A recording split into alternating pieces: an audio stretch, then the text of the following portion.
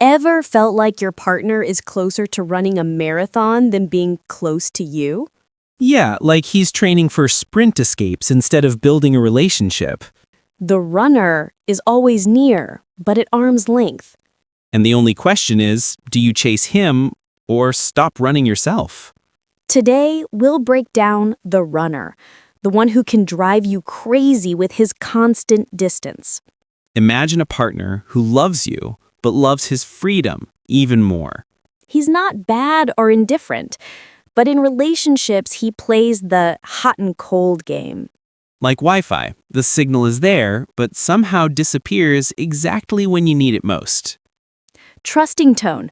Why is it important to recognize this type? Because he can make you doubt yourself.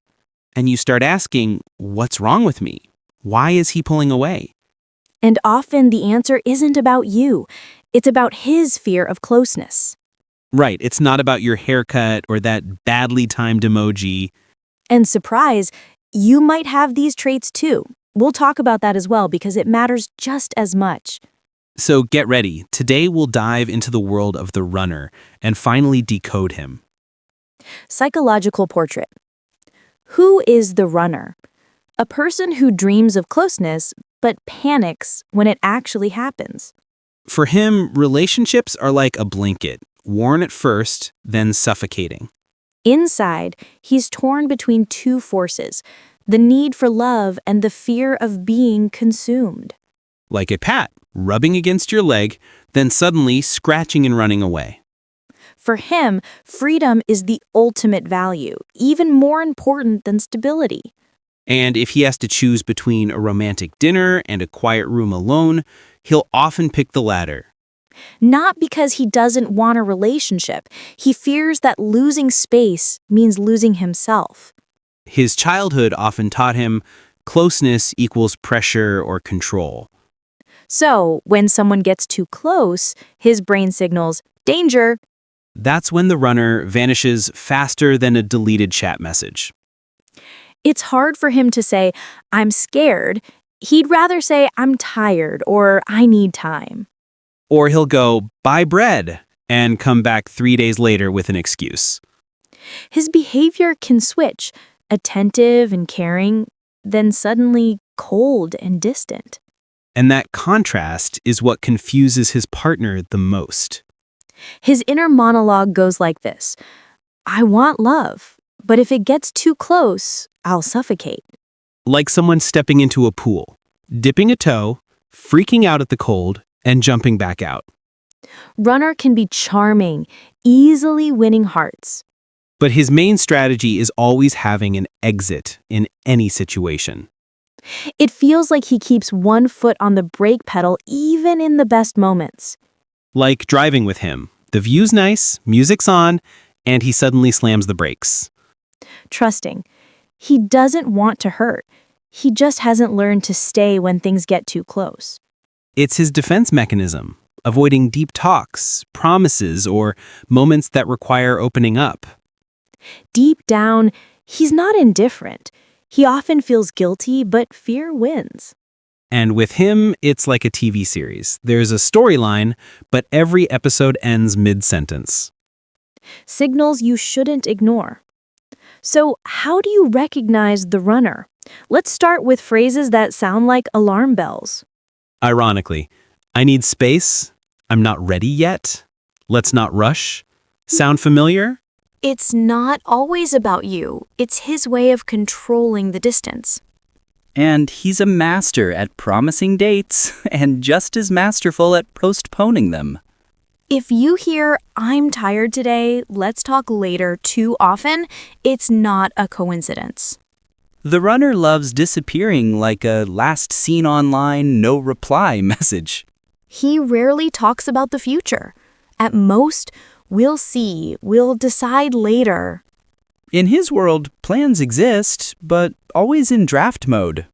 The runner fears the word forever. To him, it sounds like a sentence.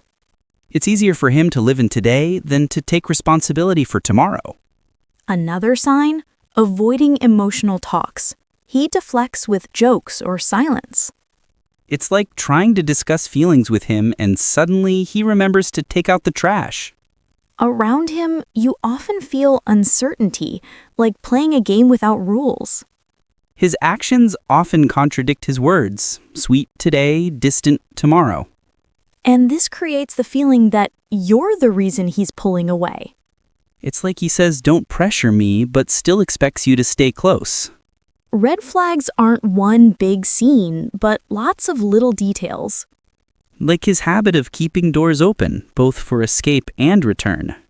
Seriously, if you constantly feel like you're chasing, that's a signal. The runner is skilled at creating the illusion that tomorrow he'll open up, but tomorrow never comes. The true indicator is how you feel. If there's more anxiety than warmth, that's the sign. And these signals help you realize in time you're dealing with the runner. Episodes that speak for themselves. Imagine this. You've planned a cozy evening together. And then at 7 p.m., text message. Sorry, something suddenly came up. You wait, but deep down, you feel you're not the priority. Like you ordered romance but got lonely night with pizza instead. Classic pattern. The escaper seems to want closeness, but disappears at key moments. His inner voice. I love, but I'm not ready. Another scene. You share something personal. And he suddenly changes the subject. By the way, have you seen that new show? That's not indifference. It's running away from emotions that scare him. For him, talking about feelings equals marathon with no finish line. You end up feeling like you're talking into a void. And that silence cuts deeper than any words. Now, picture a conflict. You say, we need to talk. He's already mentally packing his bags. He looks calm, but inside he's panicking. And instead of dialogue, silence or quick exit. It becomes a loop. The more you push, the more he withdraws. And you both dance this strange dance. One step forward, one step back. In daily life, he can be sweet, fun, even witty. But bring up the future and he becomes the champion of topic switching. You ask, where are we heading in this relationship? He replies, by the way, tomorrow's weather looks great. Want to go jogging? This escape into details is his way of avoiding depth. And you feel the question just hangs in the air. The hardest part, the emotional roller coaster.